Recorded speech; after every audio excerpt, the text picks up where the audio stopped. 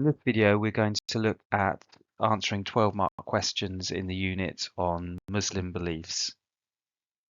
Here are some example statements that you might get in a 12-mark question, which you'll need to respond to, evaluating arguments for and against.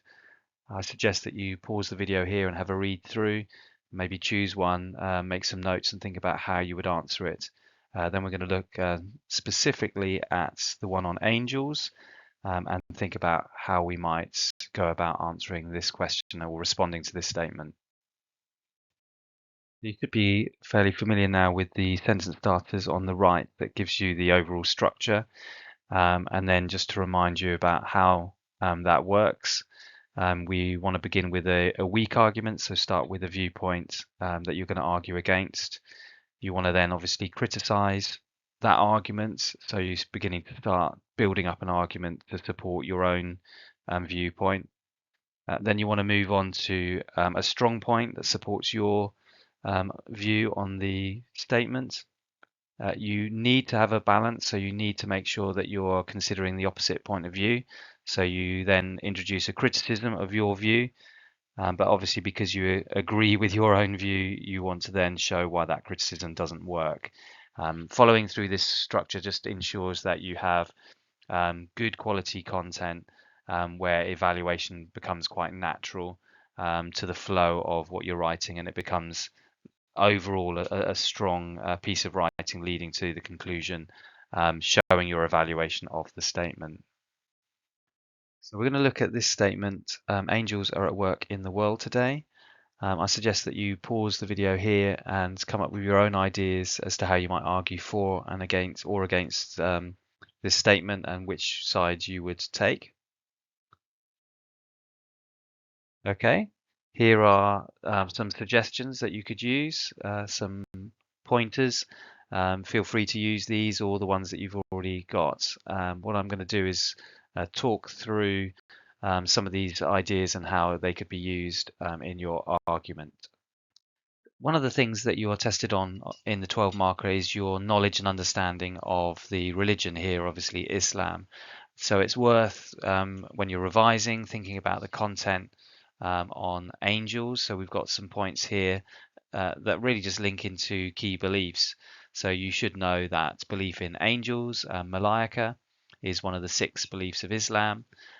There's a quote that you should have learnt, which is that the righteous are those who believe in Allah, the last day, the angels, the books, and the prophets. So you can use that for any of those topics, and you can refer to that here to back up that this is a really important and vital belief for Muslims to hold about angels.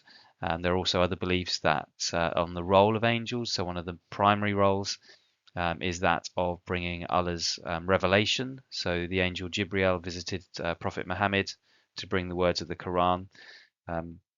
So that's a key Muslim belief about the role of angels. They have other roles as well.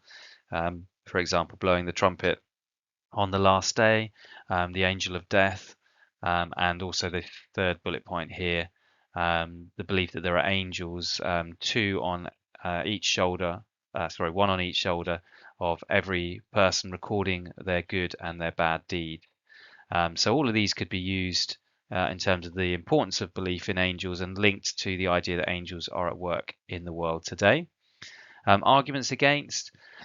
So as with other religions, sometimes the idea is that what's true about the religion is something that's deeper and more significant than just kind of what actually happens. So a literal interpretation is the idea that things are exactly as described, but a metaphorical interpretation, and it's not the same as thinking that it's not true. People often make that mistake, but it's that there's a deeper truth, a more important truth. And so the idea of angels, particularly the idea of the 2 angels recording good and bad deeds, could be maybe more of a picture describing a very real and important truth in Islam, that there's an inner struggle to be a good Muslim. Could also use other arguments. So we don't see angels at work in the world. So that's what the idea of empirical evidence means, that we don't see any evidence of it. Empirical just means things that we can experience, things that we can see for ourselves, and we don't see that. So maybe that suggests that angels aren't at work now. Maybe they have been at work in the past and they will be in the future, but the statement is about in the world today.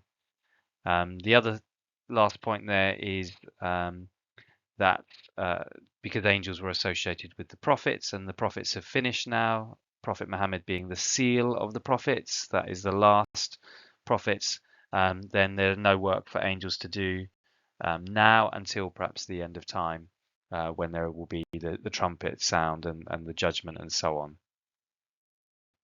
So I'm going to show you how I answer, or could answer, this question using the bullet points from a few slides back, from a few screens back, and converting that into the 12-mark structure.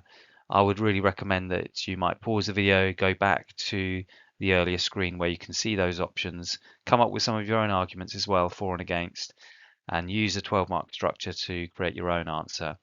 But if you need a bit of help, I'm going to show you this example, and you can use some ideas from here, but try and use some of your own as well. So I've decided to argue against the statement, which I thought might be a bit more tricky and might be interesting to see how that would work. So always start with your viewpoint. I've just put I disagree.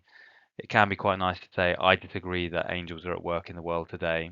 So you've got a proper full sentence. Then you want to approach the side of the argument that you're going to argue against. So you start with a weak point and then criticize it. So some Muslims would agree because the Quran teaches that angels are messengers of Allah, and Allah still sends messengers to the faithful today. In the Quran, it says that the angel Jibreel visited Prophet Muhammad to bring the words of the Quran, and we've got a reference there to Surah 53. This shows that Allah uses angels to fulfill his will, and this is still true today. So we've got quite a nice detailed argument. We've got some examples. We've got a reference to the Quran. That's what you're aiming for. Don't just write a brief statement. Try and develop it as much as you can. So obviously I'm going to argue against this. So this is a weak argument because some Muslims believe that the angels were associated with the prophets. And since Muhammad was the last prophet of Islam, there is no need for angels to still work in the world. So you can see how this response is directly responding to that first argument, that Allah sends angels as messengers, Prophet Muhammad being the example, but obviously Prophet Muhammad is in the past, and the statement is angels are at work in the world today. So that's the way I've responded to that first argument, and tried to show that that's not enough to support the statement, and so I'm building up my argument as to why I could be against the statement. So now I want to build the kind of bulk of my argument. So there's going to be a bit more heavy in favor of, in terms of content, more points are going to be made in terms of my argument, so that you're finishing your answer on a strong point, on a point that you're arguing. You focus to begin with on the one that you're going to dismiss, and now you're focusing a bit more on your side of the argument. So a stronger argument is that there is no empirical evidence that angels exist. Perhaps we should say that angels are at work in the world today, might be a better way of phrasing that to link into the statement.